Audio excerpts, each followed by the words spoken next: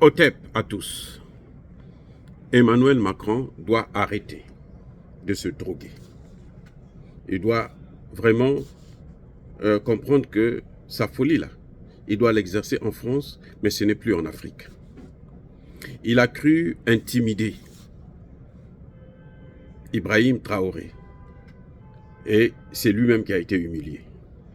Vous savez, Emmanuel Macron a voulu faire avec Ibrahim Traoré qui demande le départ de la force française du Burkina Faso, comme il avait fait en janvier 2020, lorsqu'il a convoqué les chefs d'État du G5 Sahel, c'est-à-dire de la Mauritanie, du Mali, du Burkina Faso, du Niger et du Tchad, pour venir s'expliquer sur le sentiment anti-français.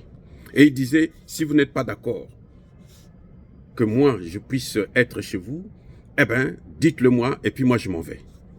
Et les chefs d'État se sont déplacés, ils sont allés jusqu'à Pau, rencontrer Emmanuel Macron pour lui dire, non chef, non, oh père, papa, écoute, ne te fâche pas, reste.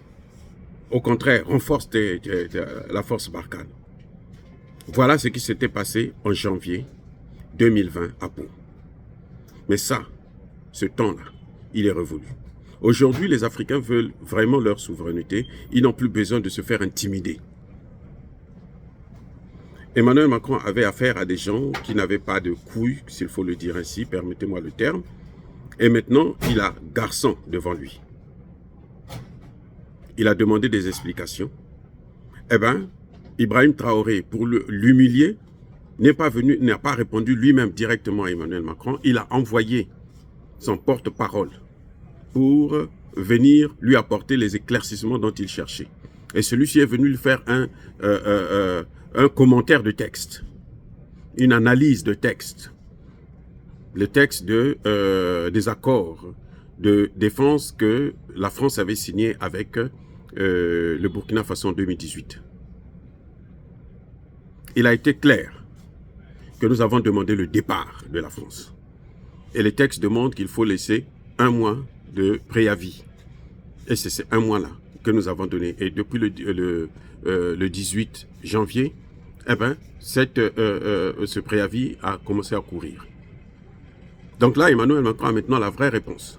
Les gens vont dire que non, voilà, il y a un journaliste arabe qui n'a rien compris, qui va venir dire que c'est une lettre, ils ont envoyé une lettre qui n'avait pas été signée par le président. Regardez-moi cette stupidité. C'est pas forcément le président qui doit signer. Il a un gouvernement. Un membre du gouvernement signe au nom du président. Il a été mandaté par le président. Donc, il faudrait que Emmanuel Macron comprenne que la récréation est terminée. Le temps où les Africains n'avaient pas de souveraineté et ne voulaient pas préserver leur souveraineté, il est passé. Maintenant, les Africains veulent leur souveraineté. Paul Biya est allé aux USA et il l'a fait savoir. Nous voulons la souveraineté monétaire, nous ne voulons plus l'aide au développement. Sassou Nguesso l'a dit encore, le panafricanisme n'est pas mort. C'est à la France de changer son comportement. Parce que ce qu'ils sont en train de faire, les Africains n'en veulent plus. Que ce soit bien clair. Donc, cette intimidation, cette fois-ci, ça n'a pas marché. Au contraire, ça tourne à son désavantage. On a demandé, ça fait plus de 3 semaines que le Burkina Faso a demandé à ce que l'ambassadeur Alad puisse être rappelé. Emmanuel Macron est en train de tergiverser pour essayer de voir comment il peut faire changer de décision à Ibrahim Traoré. Or, si Ibrahim Traoré change de décision, ça y est, c'est fini. Toute la lutte, tout son combat est terminé et il perd toute la confiance du peuple burkinabé. Là, pour les soldats, s'il change de comportement, s'il retire sa demande, sa requête, c'est fini, il perd sa confiance vis-à-vis des Burkinabés. Et s'il perd sa confiance vis-à-vis du Burkinabé, il est vulnérable. On peut l'atteindre à n'importe quel moment. Et il va chuter. Et ce sont les Français eux-mêmes qui vont le livrer. Que ce soit bien clair pour Emmanuel Macron, la France-Afrique est morte. Il ne nous reste qu'à faire les funérailles de cette France-Afrique. Emmanuel Macron lui-même l'a dit au Burkina Faso en 2017.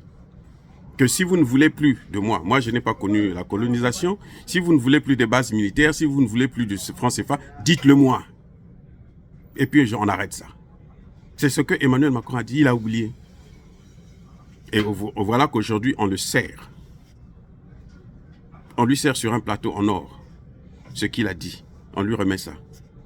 Le Burkina Faso ne veut plus des bases militaires françaises au Burkina Faso. Il n'a qu'à partir, il n'a qu'à dégager. Et bientôt, nous allons attaquer le franc CFA. Bientôt, nous allons attaquer aussi leur présence au Niger, au Tchad, en Côte d'Ivoire et au Sénégal. Au Niger, on va faire d'un coup, d'une pierre deux coups. Donc la base française, les bases et les autres bases étrangères. Et si Emmanuel Macron ne veut pas aggraver la situation de la présence militaire française en Afrique, il faut qu'il agisse très vite. C'est un avertissement. Parce que là, les gens ne rigolent plus. Dire cela, c'est inciter à la haine ou à la violence, non. Encore une fois, Yaba colère veille. Je persiste et je signe, soyez bénis.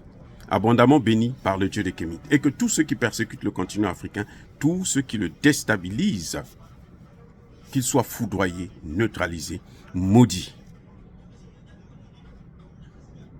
par le Dieu des Kémites et par nos ancêtres angélisés. Qu'ils soient noirs ou qu'ils soient blancs. Vive l'Afrique éternelle. J'ai dit et j'assume.